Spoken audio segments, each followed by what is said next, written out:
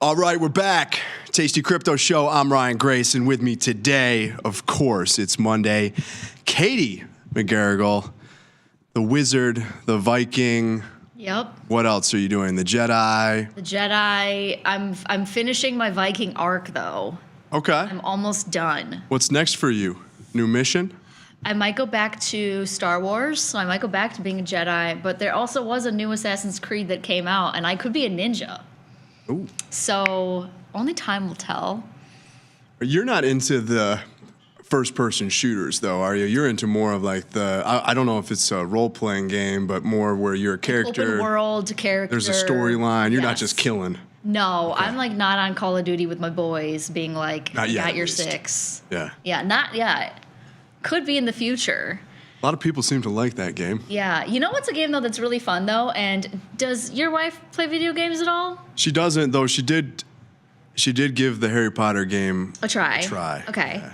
Well, there's another one that is called, like, there's 2 now, but it's like a dual player game. One's called It Takes Two, and one's called Split Fiction. Okay. And it's like a teamwork thing. So you're like a character, your wife is a character, and then you have a specific skill and she has one, and then you have to kind of communicate with each other while you're playing to kind of progress in the game. Take a look. It's pretty fun. I have a PlayStation 4, I believe. Okay, you're not too far behind. But yeah, It's not quite the next generation of consoles that you're on. Yeah, we've got the latest and greatest, my friend. Let me I tell you. would expect nothing less, Katie. We just hardwired our internet. We are living in, I don't know what century these days. But yeah, no, that one's fun. Been slowly working through that. But it definitely would test your friendships, relationships. Okay. Lots of shouting at each other. Can get quite contentious a at little times. Contentious. Why are you missing the thing? Boo, boo, boo. You know. Yeah, well, you're on a mission together. You can't drop the ball. I know. Yeah. All right, one more for you because it's 5 years or more in the making. And I'm not quite sure how long. Have you always been a gamer? Like, I grew up playing Nintendo with my brothers, and we had a PlayStation. Yes. Like, so the short answer is yes, but, like, I took a long break in there because I feel like today's version of games, like, there's so much open world that, like, I actually get dizzy after a while, so I have to stop. Are you looking forward to the new Grand Theft Auto at all? I can't say that I've ever played a full Grand Theft Auto game, but I know it is a very hyped series. I've definitely like jumped in a car and accidentally run somebody over, or like, you know, I know like the memes that make fun of like the sex workers in the games and stuff like that, but I've never fully played a whole game, a whole Grand Theft Auto. I mean, the game has sex workers. Right. I guess we'll just leave it at that. I might have to go out and buy the most recent PlayStation just to play this one with the best graphics, you know. What's like your, you know, are you like a morally due north kind of character, or do you want to do all the bad stuff? No, I would put the cheat code in and get the helicopter and then go kill everybody. Yeah, okay. Yeah, that's not like a fantasy of mine or anything. Just that game has no... Record it, you got it here. The game has no limits. So I think a lot of people are looking forward to that one coming out. But it's a great, I mean, it's like playing a movie, you know? Yeah, for sure. Which I suppose a lot of them are. But, all right, we've warmed it up. We've got Katie here, so of course we had to talk about video games. Let's talk crypto. How far I've fallen. Let's talk crypto and markets. But before we do, get your ass over to YouTube and type something crazy in the chat. Yeah. I want to hear, because Ryan and I were just talking about this off air, but I was telling him that Twitter has given me an irrational fear of sinkholes, because clearly my algorithm is geared towards these, like, black swan events where somebody falls into a sinkhole. So what is your irrational fear, I guess, that the internet gave you? Keep it semi-PG. I'll put it Semi. Yeah. Yeah. Who's in the chat? We got Hopes and Dreams. What's up? Lone Sophos. What's going on? Edward's here. Gang's all here. Shout out. Alfred. I don't know who's left. I mean, Ilya was on before us, so he's got the chat cranking. It's posse. A couple of you are left over for Tasty Crypto, so thank you for sticking around. Yeah, and more coming with crypto too. A little bird told me that, you know, there might be a universe in which me, you, Mike, and Nick are together talking options, talking crypto, talking futures. You're doing some shows in person. Yeah. Maybe. So tastylive.com/events. More to come there soon.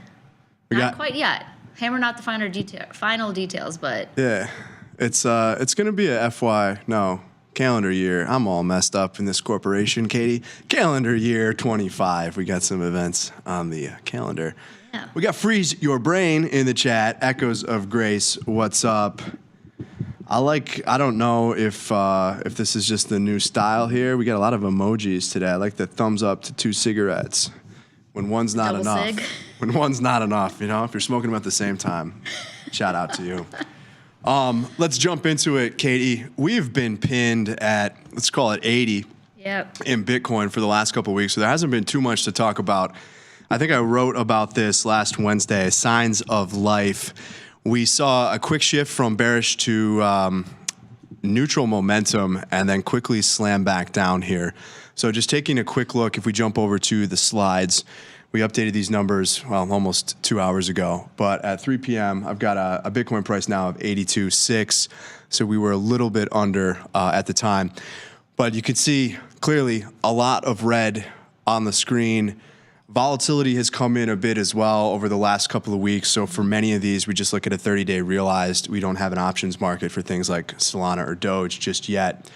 But yeah, I mean, the kind of bearish market environment continues. This is what we're seeing outside of crypto as well. Right. I'll just jump to that really quickly. Here are your short-term cross-asset correlations. Not that this is going to predict where it goes next, just looking at this in hindsight, but they've all been moving in the same direction, right? The S&P's been down, crypto's been down. You get a day where you get a little bit of a pop, as we did see today, intraday, quite the reversal in the S&P and the Dow, and we saw crypto up a little bit as well. So that positive correlation continues here for now. Some of the stronger short-term correlations that we've seen really in the last year. Mm-hmm. Yeah.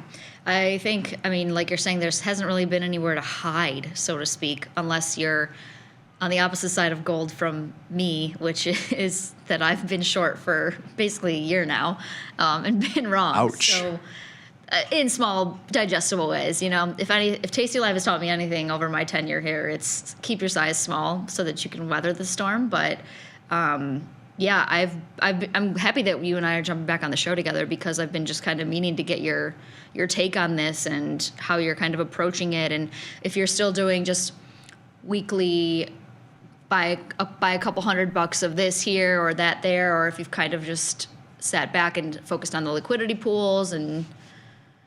Yeah, I've added to my position a little bit on some pullbacks. Not in size. My approach has been to, on a weekly basis, I'll put a little bit of money in my Tasty Trade account, and then you get a day where it's down, I'll buy a little here, buy a little there. But nothing where I'm coming in and let's say I've had a cash balance that I'm waiting to put to work, and I think you're at levels where, all right, I really want to take a shot here. Right.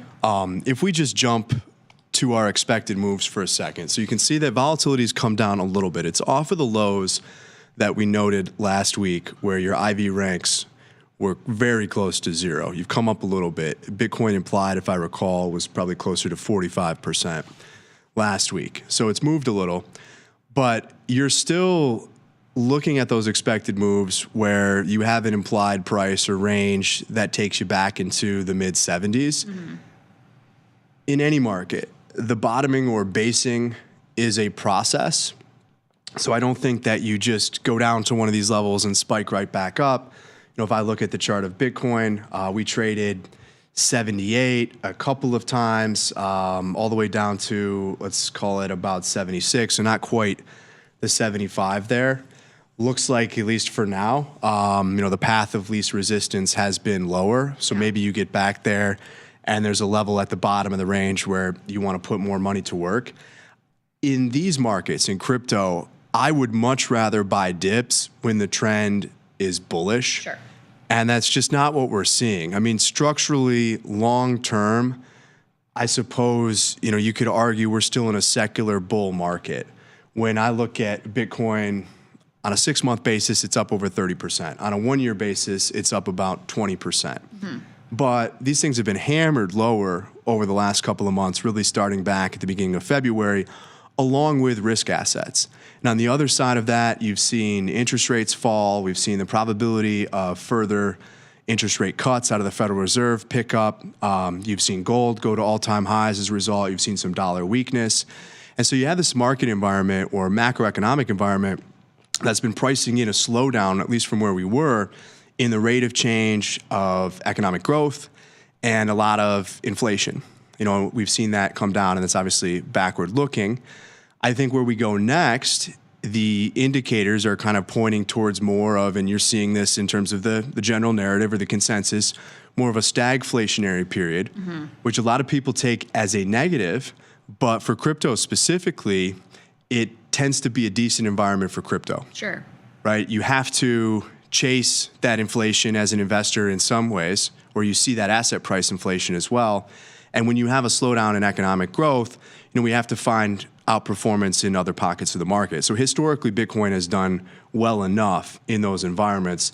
That said, this environment where tech gets destroyed, Mag 7's down, Tesla's down 50%, et cetera, is a really tough environment for crypto. Yeah, and I was going to ask you too, because like early on and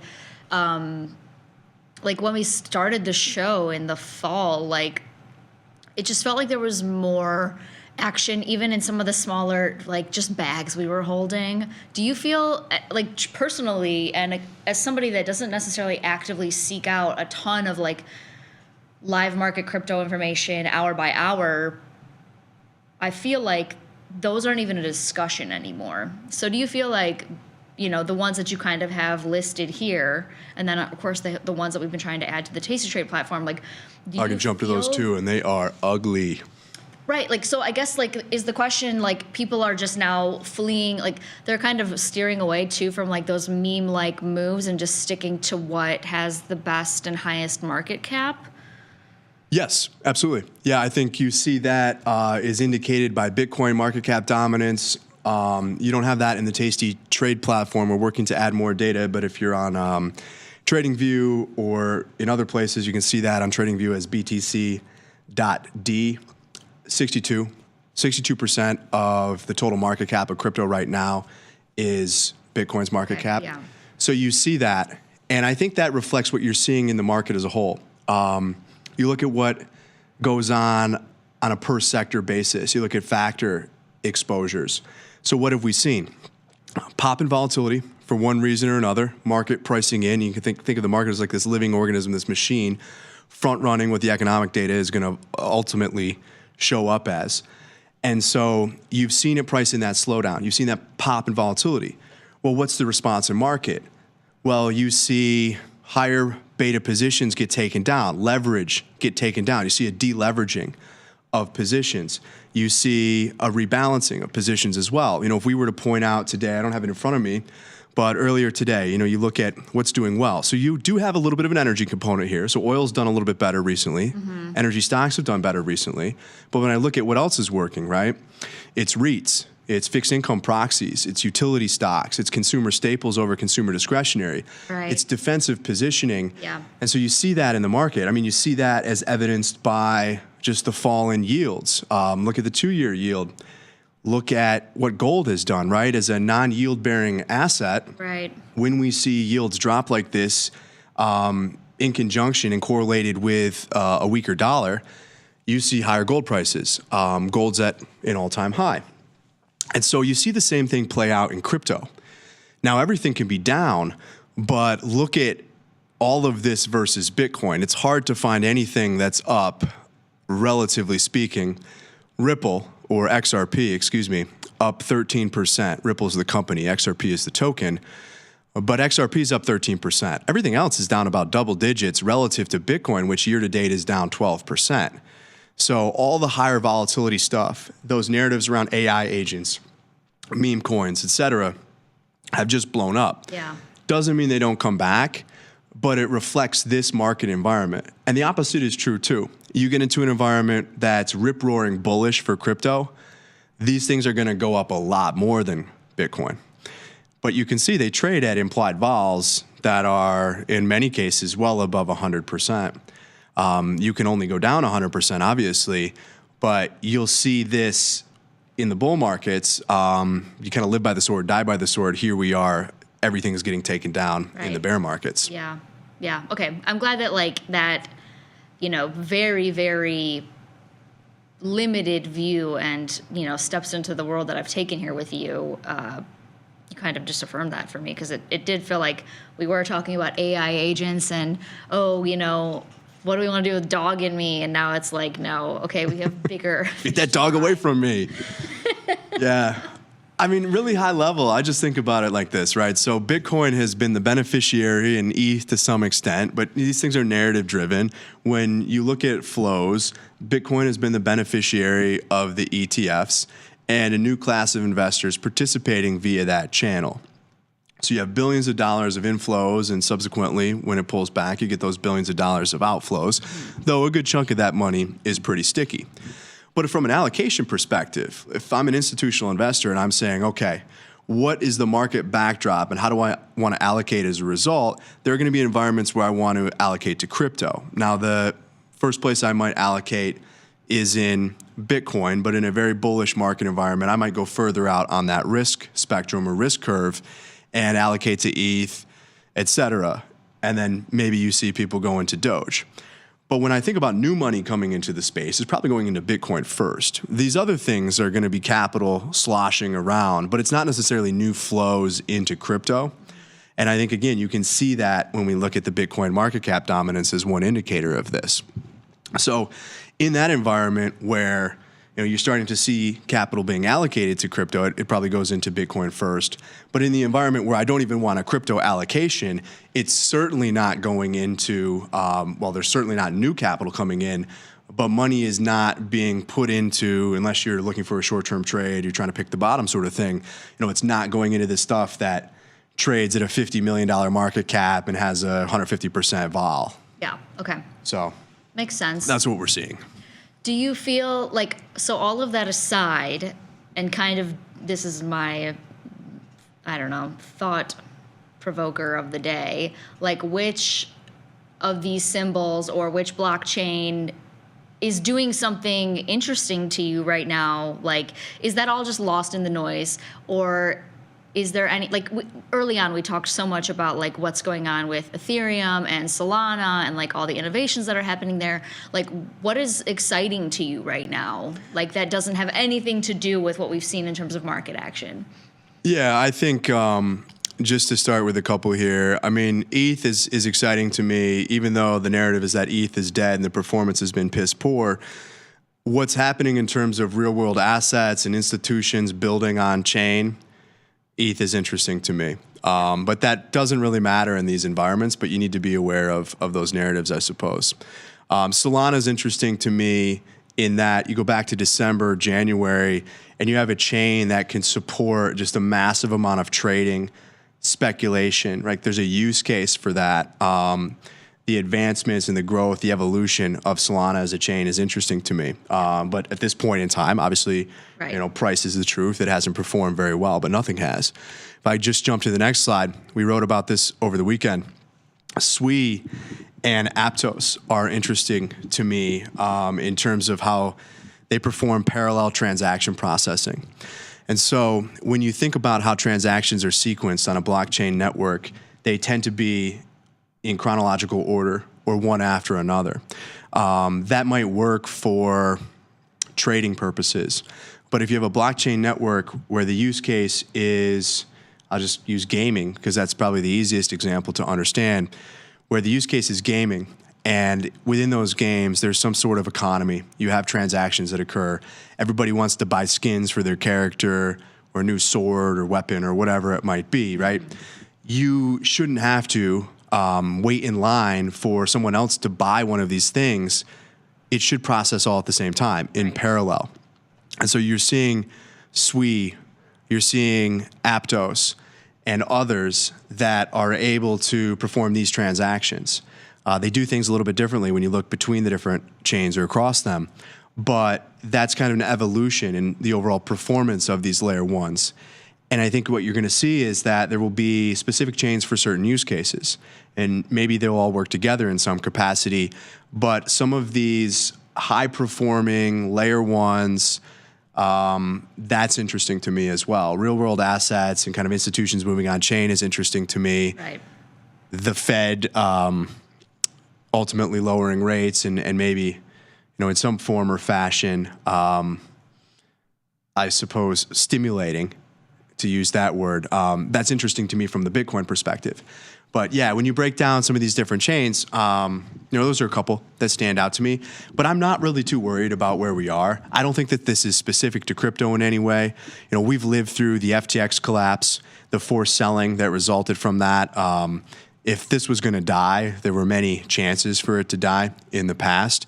I think what you're seeing is, if I just pull up the chart really quickly and eye this up here, we had something that went from, in the last year, let me clean this up. So here's the election. We were at 68,000. Right. We're pissed off. It's at 82 now because it went to 108 or 110. Yeah. I just think this is a correction in the market. It's driven by a number of variables, but I think the most important driver here is the macro. And that is a slowdown that we've seen in both growth and inflation, the expectations of those future rates of change. It's not going to persist forever, but it's the period that we're in. And you had those signals back in, the beginning of February. Yeah.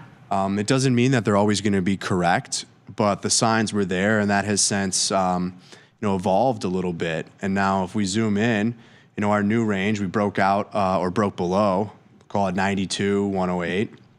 Our new range here is back to 92 and is about 75, so 75, 90 or so. Yeah, that's what the expected move in that slide said too. So yeah, Yeah.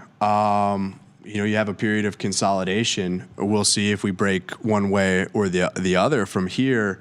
But I don't think this is, every time that it goes down, because we want it to go up every day, it's the end of crypto, Bitcoin is dead, et cetera. ETH has been labeled dead. But the broader range in ETH is 2 to 4. And that's been true for some time, right? I mean, the ETH was dead here too. Right. Back in June or May of 22. So this stuff's super volatile. Yeah. And, at times it needs this kind of persistent or constant narrative. But again, I just think that this is largely the short-term macro environment that's in the driver's seat. Sure. How are you, or are you at all approaching any type of like Bitcoin or ETH ETF? Like I put on a position in IBIT with Nick the other day, some type of spicy trade, as he likes to call it. But knowing that these coins are, you buy and you hold, and you ideally are buying in smaller clips so that you can, manage your cost basis and things like that. But anything that you're doing or looking at in terms of those ETFs where there's now derivatives that are semi? Yeah, absolutely. I think there's a ton of opportunity, whether you're a short-term trader, kind of intermediate-term trader, right, to get into IBIT and to specifically play the options in there. I think there's opportunities to sell downside vol, sell cash secured puts in there. You could get one standard deviation away. There's enough juice in those options when you look at the nominal price of the options versus the nominal IBIT ETF price. Obviously, vol is not that high. Right. But what we typically see, and I think this is important to remember, we typically see volatility spikes, right? Our IV rank of 100 is often, not all the time, but often going to occur when Bitcoin's going up. Yeah. So I'm not expecting, vol to go a ton higher on downside moves. Oftentimes it's illiquid. There's no sellers, when it's going up. A lot of this stuff is pretty illiquid if you look at on-chain metrics for Bitcoin. But I think there's an opportunity there to sell cash secured puts. Let's say that you do take assignment of the ETF, you sell a call against it, so the wheel strategy. Mm-hmm. I think there's an opportunity at times to just write calls against an IBIT position on any rally in here. And maybe you trade the range and you can derive what that range is, and we can do these ranges for IBIT too, but just in percentage terms, you can derive what that range is going to be for IBIT, but you could sell calls up there. And if you get taken out of the trade, so be it. Sell those puts at the money again. But I think there's definitely, when you look at the premium in those options, this is so volatile, and the expectation is that it's going to be even more volatile. I think there's an opportunity to trade some of those strategies there. Yeah, definitely. I mean, like the 25 delta puts, in IBIT. I mean, and I know the market's closed, so take this with a little bit of a grain of salt, but like you can still pick up over $1 and you're right at the expected move, and that's not necessarily always the case for some of these like $40 underlyings. So like you're saying, there's definitely opportunity. I also like using, and maybe it's not quite the right play for some of these, but I am a big zebra head, like as a stock substitution trade. If you wanted to nibble long, but from a debit perspective, where you just wanted to kind of have a more static position, but in something that's a little more bite-sized, and maybe you haven't dabbled fully in crypto yet, like could be another way to consider it, also getting long. You might think I'm insane, but I also think at these cheaper vols, you just buy long-dated tails on the upside. Sure.